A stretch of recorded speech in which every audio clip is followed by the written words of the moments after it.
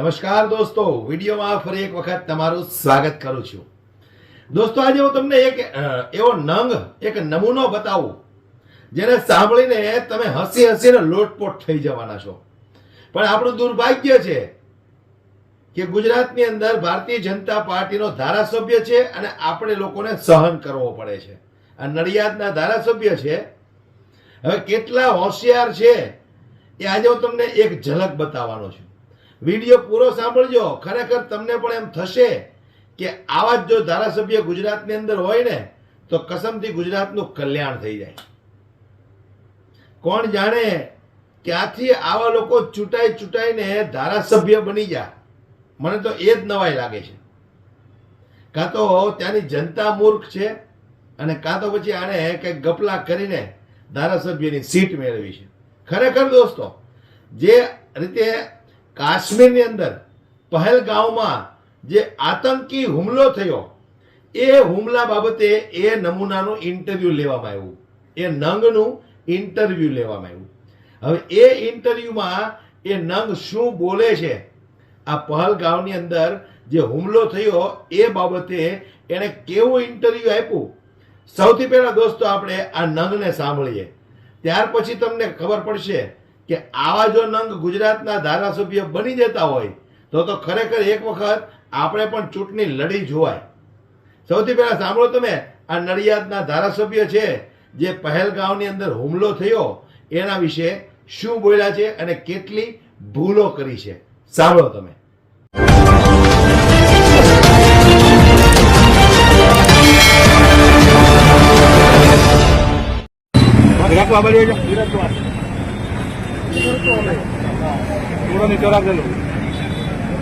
કાર્યક્રમ રાખવામાં આવે છે પઠાણકોટની અંદર પહેલગામ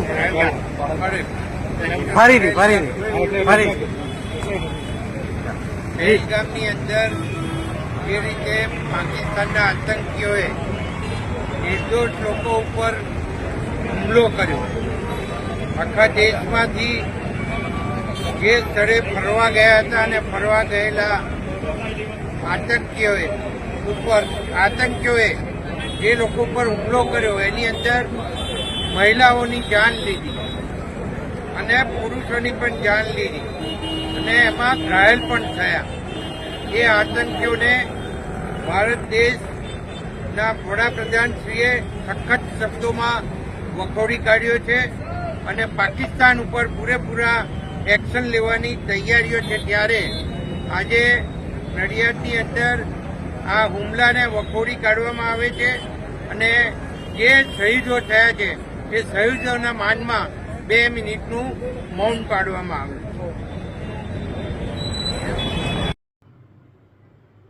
હવે આવા જ નંગ ભારતીય જનતા પાર્ટીના જે 156 ચૂંટાઈને આવ્યા હતા એમાંથી 95% આવા નંગો છે જેમને આટલો મોટો આતંકી હુમલો થયો છે, કઈ જગ્યાએ થયો છે એ પણ ખબર નથી, હુમલાની અંદર કોણ મર્યું છે એ પણ ખબર નથી.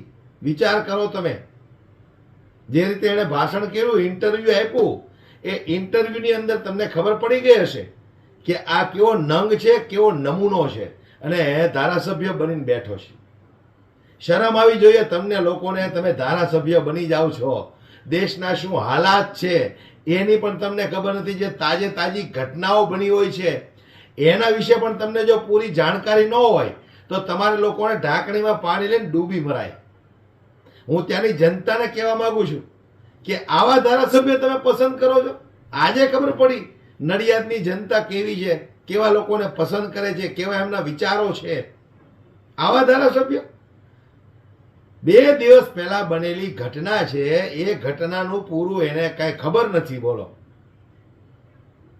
કઈ જગ્યાએ બની છે, ઘટનાની અંદર કોણ મૃત્યુ પામ્યા છે, આતંકવાદીઓ. આ તો સારું છે ને કીધું પાકિસ્તાનથી આતંકવાદીઓ આવ્યા હતા, નતર આ તો એમ કેવો હતો કે આ તો આફ્રિકાથી આતંકવાદીઓ આવ્યા હતા અને પહેલા ગામમાં હુમલો કર્યો હતો. આ તો વળી એને બાજુ ઉભો હતો, એને કીધું ભાઈ પહેલગાંવ બોલો, નતર તો પુલવા. મતલબ હજી આ લોકોને યાદ તો છે પુલવામાં હુમલો થયો હતો, પણ પુલવામાં જે હુમલો થયો હતો એ હુમલાની અંદર કેટલા લોકો મર્યા, કેટલા લોકો આપણા શહીદ થયા અને એના માટે આરડીએક્સ ક્યાંથી આવ્યો હતો?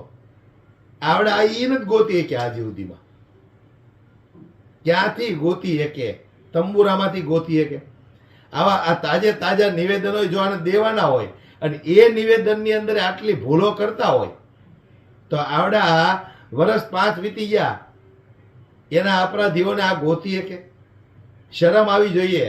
ગુજરાતની જનતાને હું કહેવા માંગુ છું કે આવા નમૂનાને તમે પસંદ કરો છો. ધારાસભ્યની ચૂંટણી આવે ત્યારે થોડોક તો વિચાર કરો કે આવા લોકો આપણી માટે શું કામ કરીને દેશે.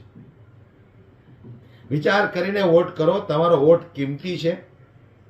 જ્યાં ત્યાં તમે તમારો વોટ બરબાદ ન કરો.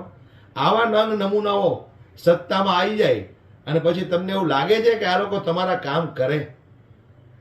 જેને ખબર ના હોય તાજી ઘટના એ તમારા વિસ્તારના શું કામ કરવાના છે.